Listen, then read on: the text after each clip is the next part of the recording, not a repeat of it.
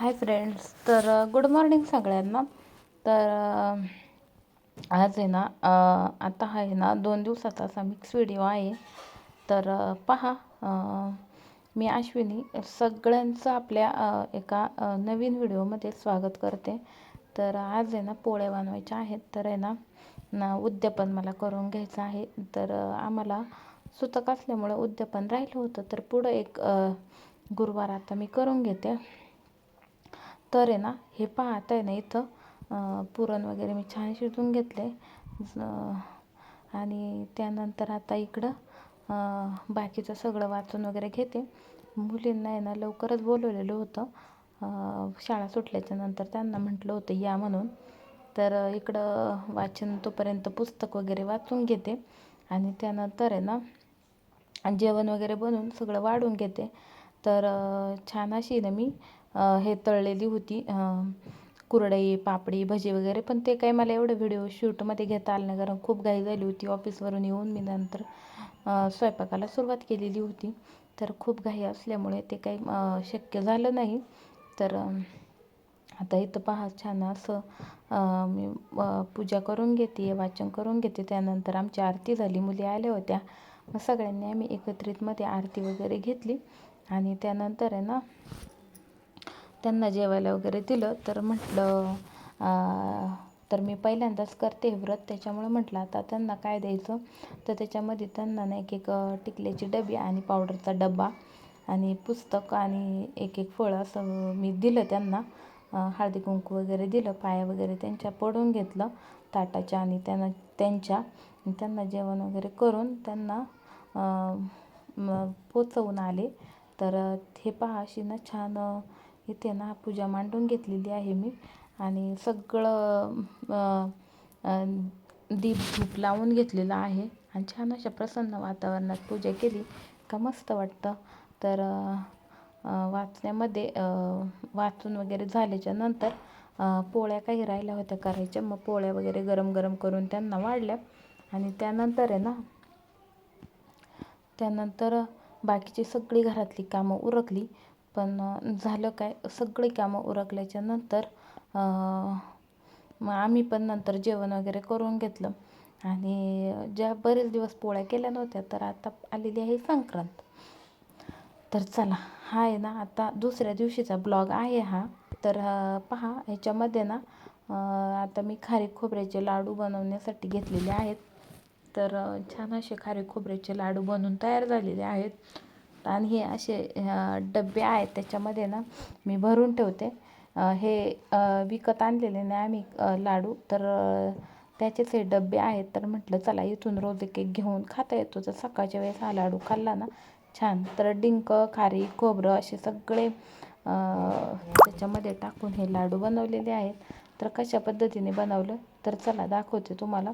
तर आहे ना हे खोबरं आहे ना छान असं किसून घेतलेलं आहे. तर किसून घेतलेलं खोबरं ना खरंच म्हणजे छान होतं.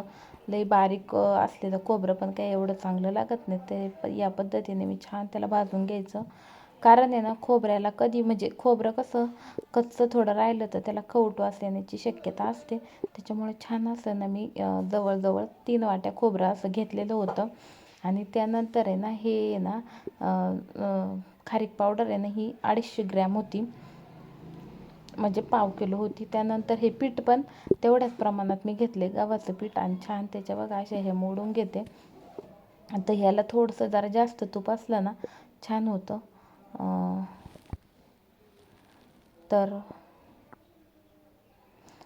तर त्यानंतर आहे ना हे करता करता एकीकडे आहे ना हे जे आणलेलं आप्पे पात्र, तर त्याच्यामध्ये असा कांदा कट करून घेतला आहे आणि ते टाकून दिलेलं आहे त्याच्यामध्ये.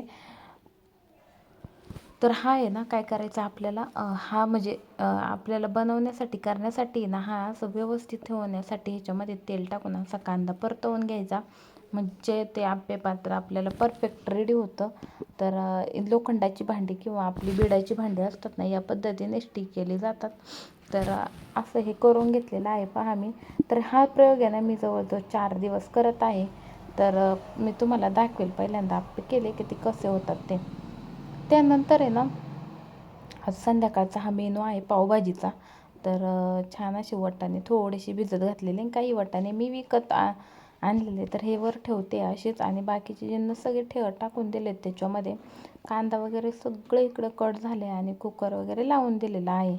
तर छान कांदा कोथिंबीर कट करून ठेवली होती. छान कोथिंबीर आणली की स्वच्छ धुवून वगैरे ना मी भरून ठेवते, ते छान होती. आणि नंतर हे बीटाचं जे आहे ना, एक बीट होतं तर ते छान असं मी मिक्सरला फिरवून घेतलं.